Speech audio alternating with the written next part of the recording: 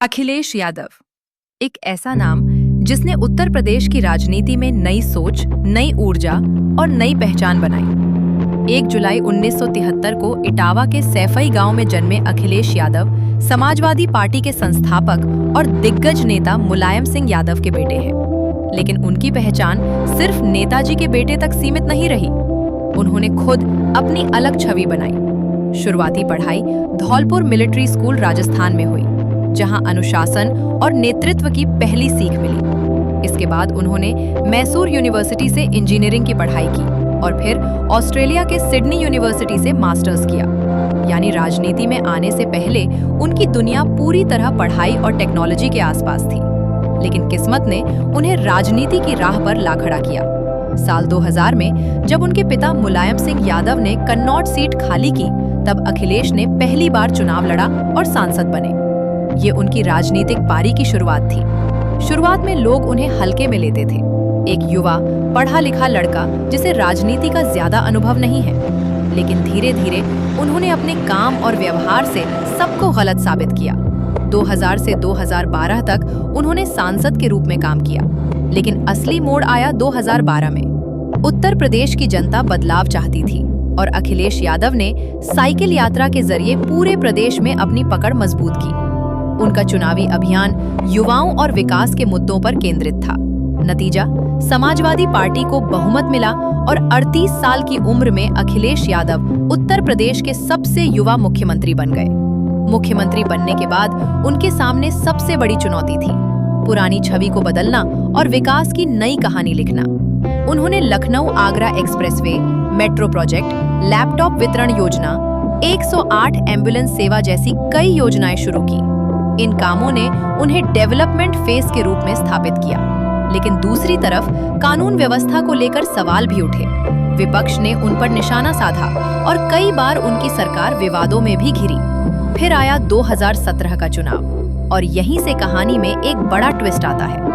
इस बार लड़ाई सिर्फ विपक्ष से नहीं, बल्कि अपने ही घर के अंदर भी थी।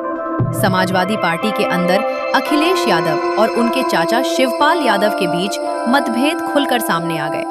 पार्टी 2 धड़ों में बंटती नजर आई। यहां तक कि चुनाव से ठीक पहले अखिलेश ने अपने पिता मुलायम सिंह यादव से भी राजनीतिक टकराव का सामना किया। ये दौर उनके जीवन का सबसे कठिन समय था, लेकिन उन्होंने हार नहीं मानी और खुद को पार्टी का राष्ट्रीय अध्यक्ष घोषित किया। हालांकि 2017 के चुनाव में समाजवादी पार्टी को हार का सामना करना पड़ा और भाजपा की सरकार बनी। लेकिन अखिलेश यादव ने विपक्ष की भूमिका में खुद को मजबूत किया। 2019 में उन्होंने बसपा के साथ गठबंधन किया, एक ऐसा गठबंधन जिसे महागठबंधन कहा गया, लेकिन ये ज्यादा सफल नहीं हो पाया।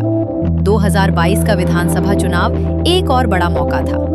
अखिलेश यादव ने इस बार पूरे जोर शोर से चुनाव लड़ा, कई छोटे दलों को साथ लिया और खुद को एक मजबूत विकल्प के रूप में पेश किया। नतीजा, समाजवादी पार्टी ने पहले से बेहतर प्रदर्शन किया, लेकिन सत्ता तक नहीं पहुंच सकी।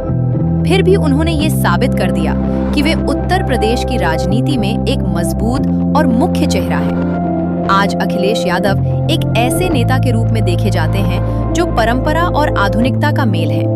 एक तरफ समाजवादी विचारधारा, दूसरी तरफ टेक्नोलॉजी और विकास की सोच। उनके समर्थक उन्हें युवा नेता और विकास पुरुष मानते हैं, जबकि विरोधी उन पर कई मुद्दों पर सवाल उठाते हैं। लेकिन एक बात साफ है, अखिलेश यादव की कहानी अभी खत्म नहीं हुई है, बल्कि हर चुनाव के साथ एक नया अध्याय जुड़ता जा रहा है। सैफई के छोटे से गांव से लेकर लखनऊ के सत्ता के गलियारों तक का सफर आसान नहीं था। इसमें संघर्ष भी था, परिवार की राजनीति भी, जीत हार भी और खुद को साबित करने की जिद भी। और यही वजह है कि अखिलेश यादव की कहानी सिर्फ एक नेता की नहीं, बल्कि एक ऐसे इंसान की है जिसने विरासत को संभालते हुए अपनी अलग पहचान बनाने की कोशिश की। रहेगा। जैसे जैसे पीडीए में पढ़ाई लिखाई बढ़ेगी, वैसे वैसे बराबरी पाने की नई चेतना तीव्र होगी और जागरूकता जागेगी। हमारा बड़ा लक्ष्य एक ही, खुशहाली, हर एक की तरक्की है, फिर वो चाहे किसान हो,